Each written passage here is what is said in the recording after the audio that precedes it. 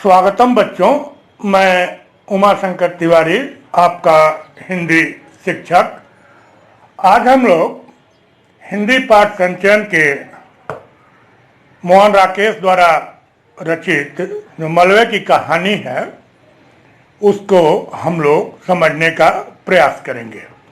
उसको समझने के प्रयास में हम लोग मुख्य रूप से 5 बिंदुओं पर ध्यान देंगे, जिसमें पहला होगा कहानी के शीर्षक की सार्थकता, दूसरा कहानी का सारांश, तीसरा आज के संदर्भ में कहानी की प्रासंगिकता, चौथा कहानी का उद्देश्य, पांचवा एवं अंतिम बिंदु कहानी के प्रमुख पात्र गनी मियाँ और रखे पहलवान के चारित्रिक विशेषताओं के मुख्य बिंदुओं को हम लोग देखेंगे।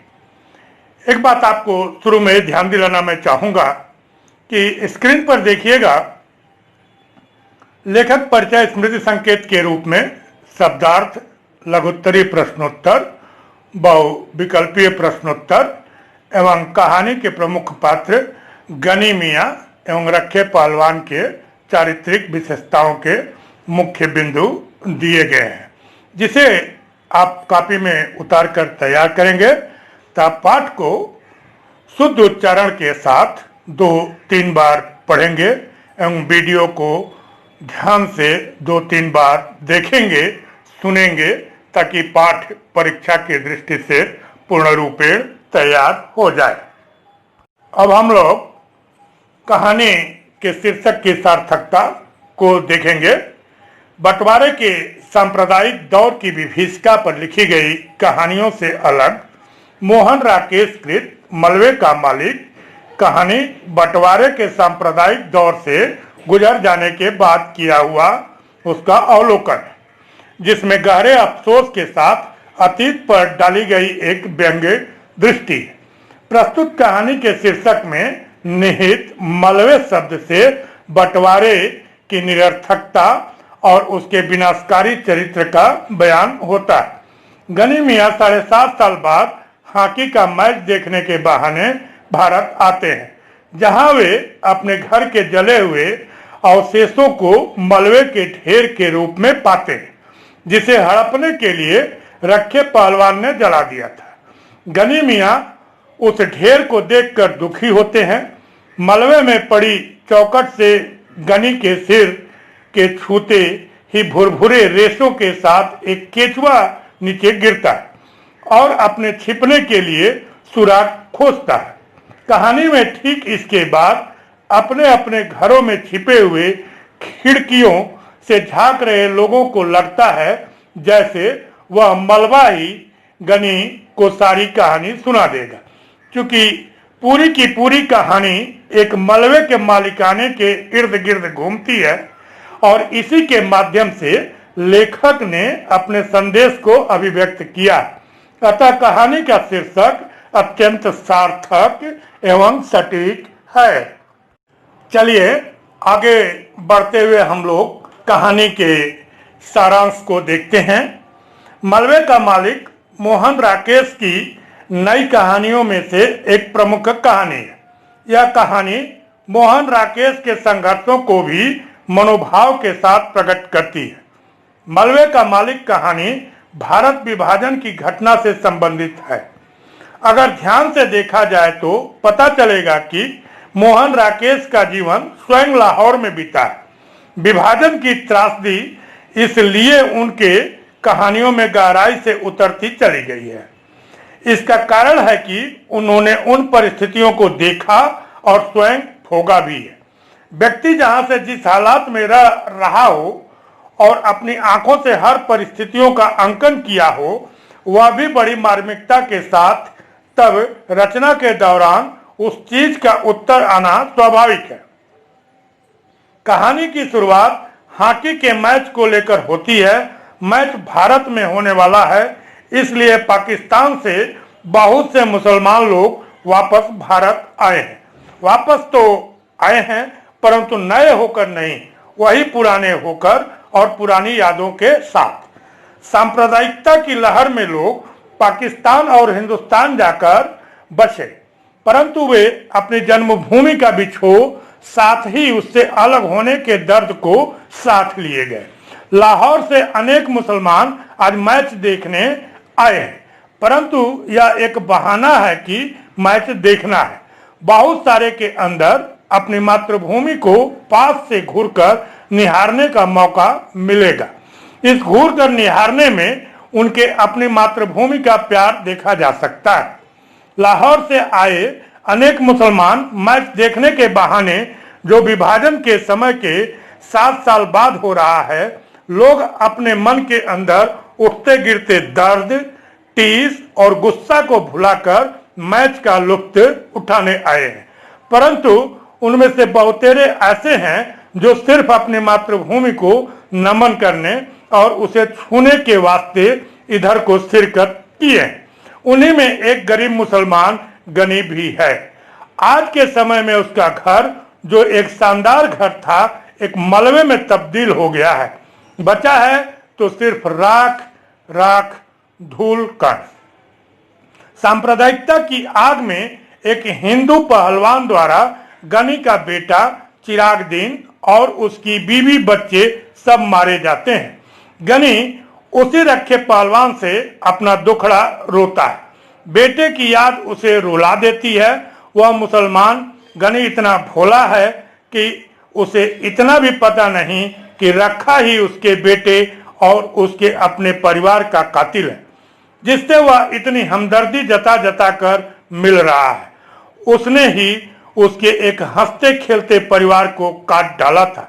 परंतु जब गनी वापस लाहौर आता है और अपने घर बार को देखता है, तो गांव मोहल्ले के लोग सशंकित और भयाकुल हैं कि आज शायद फिर से कोई वारदात दोहराई न जाए। क्योंकि जब गनी को मालूम होगा कि रखा पहलवान ही उसके परिवार का हत्यारा है, तो वह भी वैसा ही करेगा। किसी को भी उसके दिल के भोलेपन का पता ही नहीं है।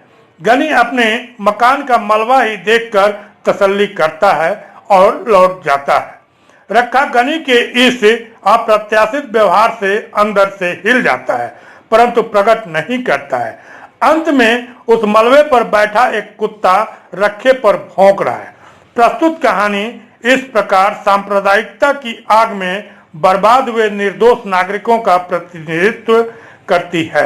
मलबे पर बैठा कुत्ता मनुष्य की पशु प्रवृत्ति के प्रतीक के रूप में चित्रित किया गया है। कहानी एक सनसनीपूर्ण वातावरण में घटित होती आगे बढ़ती है। मोहन राकेश की इस कहानी की भाषा भी उस विभाजन के यथार्थ को जीवंत कर देती है। बहुत ही सदैव और सटीक दृश्य को प्रस्तुत करने की कला इस कहानी में दिखाई पड़ती है। इतना यथार्थ रूप उनकी कहानियों में नहीं दिखता जितना कि मलबे के मालिक में दिखता है। यह कहानी विभाजन की त्रासदी को देखते हुए ऐसी तमाम कहानियों में उनकी एक श्रेष्ठ कहानी है। तो ये हम लोगों ने अभी सारांश को देखा। अब हम लोग क्रम को आगे बढ़ाएंगे और देखेंगे कि आज के संदर्भ में मलबे का मालिक जो कहानी है उसकी प्रासंगिकता क्या है। मलबे का मालिक मोहन राकेश की एक महत्वपूर्ण कहानी है। इस कहानी की मुख्य विषय वस्तु भारत विभाजन की त्रासदी है। उस भारत के विभाजन की त्रासदी जहां हिंदू और मुसलमान एक थे, इस हिंदुस्तान के नाम को सार्थक करते थे। हिंदुस्तान शब्द ही हिंदू और मुसलमान दोनों को एक जगह एकत्रित करता है। दोनों के मिलन से ही हिंदुस्तान की कल्पना की गई थी, परंतु आज वह कल्पना मिथ के रूप में सामने आती है। हिंदू को अपना कर्म और देश प्यारा है, तो मुसलमान को कुरान और क्रूरता। दोनों एक जगह नहीं मिलना चाहते हैं। वे धर्म के नाम पर ही हिंदुस्तान पाकिस्तान की बात करते हैं, जो अभी तक चला आ रहा है। गली मोहल्ले में हिंदू और मुस्लिम दो अलग अलग प्रवृत्ति दिखाई पड़ने लगी है। पहले से ज्यादा अब विभाजन की बात दोहराई जाने लगी है और उसमें तरह तरह की कमियां, नीति और राजनीतिक दांवपेच घुमाए जाने लगे हैं। तब से आज के समय में यह कहानी ज्यादा ही मर्म उद्घाटित करती है, या यूं कहें कि मोहन राकेश की दृष्टि ने आज के वातावरण को उसी समय समझ लिया था। यह कहानी पूर्णतः आज के संदर्भ में प्रासंगिक है। तो आइए क्रम को आगे बढ़ाते हुए कहानी के उद्देश्य की तरफ बढ़ चलते हैं हम लोग। मोहन राकेश की कहानी मलबे का मालिक आजादी के बाद की कहानी है। नई कहानी के शुरुआती दौर का प्रतिनिधित्व करने वाली इस कहानी का विषय वस्तु ही विभाजन की त्रासदी को दिखाना है। एक ऐसी परिस्थिति जो दो साथ साथ रहने वाले, एक ही गली मोहल्ले में खेलने वाले, साथ ही एक ही जमीन पर पैदा होकर पले बढ़े इंसानों के बीच अचानक धर्म और राजनीतिक चालबाजी के कारण बट जाना कितना भयानक होता है को बखूबी दिखाती है। अपने परायेपन को ये इंसान भूलकर खुद मानवीय गलतियों के बीच फंस जाते हैं। मलबे का मालिक में कहानीकार ने गनी मियां को विभाजन के कुछ वर्ष पूर्व ही पाकिस्तान चले जाने से उसके अंदर बसे हिंदुस्तान की सरजमी के प्रति प्यार टूटा नहीं है, यह दिखाने का सफल प्रयास किया है। क्योंकि गनी मियां उस वक्त गया था जब विभाजन की बात नहीं थी, खींचतान हो रहा हो सकता है। हंसी खुशी और अच्छे माहौल में गया गनी मियां अपने साथ हिंदुस्तान की खुशियों, अमन चैन की बात लेकर गया और उसी प्रकार वापस भी आता है।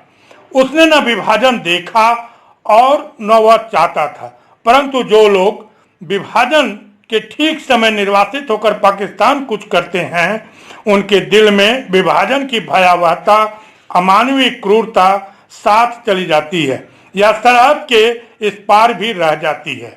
जबकि गनी मियां इन सब से अनजान है, वह भोला है और स्थिर अमन चैन की बात करने वाला है। वहीं दूसरी तरफ विभाजन की त्रासदी और बंटवारे में हिस्सा लगाने वाला, अर्थात दूसरों की जमीन जायदाद पर नजर रखने वाला रखे पहलवान क्रोधी और लोभी है। उसे बस मौके की तलाश है। विभाजन की बात उसके लिए एक सुअवसर है जिसमें वह अपना काम अपने शागिर्दों के साथ कर सकता है। उसके लालचपन ने चिराग को मौत के घाट उतार दिया और उसके शारीरिक बासीपन ने जुवैदा, किश्वर और सुल्ताना को भी अपने अनुसार मौत दे दी। साधारणतः यह कहा जाता रहा है कि अपनी जमीन जायदाद से बेदखल किए जाने और बंटवारा होने पर उन्हें अलग मुल्क प्रदान किए जाने पर मुसलमान लोग ही अत्याचारी और क्रूर दिखाई देते हैं। वे धर्म और जिहाद की बात करते हैं, हिंदुस्तान की पराजय और पाक जिंदाबाद के नारे लगाते हैं। परंतु कुछ ऐसे हिंदू भी हैं जो इन विभाजन आंदोलन और बंटवारा की राह जोहते हैं। मौका पाकर निरीह की हत्या भी कर देते हैं और अपने आप को बादशाह बना बैठते हैं। कहानी में एक जगह लिखा भी गया है कि हिंदुओं पर ही उसका दबदबा था। चिराग तो खैर मुसलमान था, उससे रखे पहलवान की बादशाहत का अंदाजा लगाया जा सकता है। इस बादशाहत ने उसके अंदर लालच पैदा कर दी और निर्दोष चिराग और उसके परिवार वालों की उसने हत्या कर दी। मलबे का मालिक में मोहन राकेश हमें यह बताना चाहते हैं कि आखिर उस मलबे का अधिकारी कौन है, रखे पहलवान या विभाजन पूर्व गनी मियां। कहानी यह भी बताती है कि इसका मालिक तो सरकार है, जिसे चाहे दे या न दे, परंतु इंसानी राजनीतिक प्रवृत्ति ने पहले ही घर बांटा और अब दूसरों के जमीन जायदाद पर अपनी कुदृष्टि गड़ाए हुए है। यह प्रवृत्ति इंसान की पशुवत प्रवृत्ति को दिखाती है। गनी को अपने मकान का मलबा देखकर ही खुशी होती है, जबकि रखे पहलवान सारी जमीन पर अपना मालिकाना हक जमाने के बावजूद भी गनी मियां के आने पर सशंकित है। यह भी इंसान की एक प्रवृत्ति की ही बातों की तरफ इशारा करती है। दुष्ट मनुष्य की प्रकृति के समान मलबे पर बैठा कुत्ता रखे पहलवान कि पशु प्रवृत्ति के प्रतीक के रूप में चित्रित हुआ है।